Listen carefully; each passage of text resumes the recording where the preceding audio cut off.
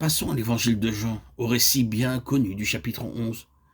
C'est de nouveau Béthanie qui va en constituer le cadre. Et il s'agit cette fois de la résurrection de Lazare. Sans nous arrêter à tous les détails de cette histoire, allons tout droit au dénouement et à la conclusion. Dans le cas particulier, le petit village devient le théâtre d'une manifestation de puissance de résurrection. Béthanie est donc le milieu où se développe la vie de résurrection. Il y a bien d'autres choses à signaler ici. Quelle expression merveilleuse l'amour a su trouver dans ce chapitre. Et quelle expression merveilleuse de communion fraternelle.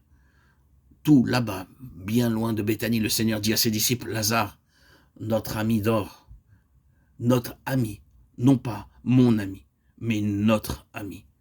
Il y a de la communion fraternelle là pour qui sait lire entre les lignes.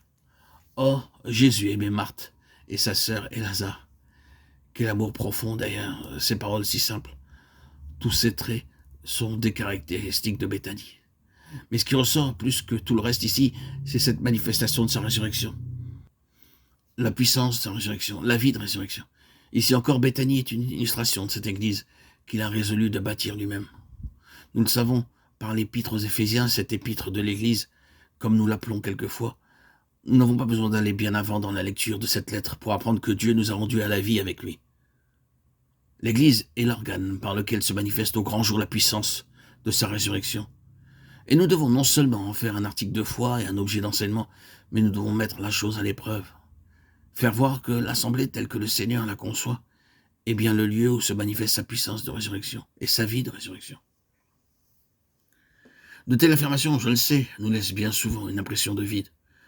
Il devrait en être ainsi.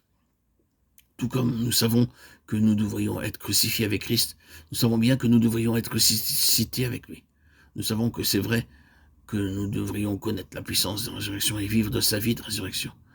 Nous en parlons, nous allons le répétant, et nous acceptons quand même, pour finir, que les choses en restent là. Comment faire donc pour réaliser la chose une bonne fois?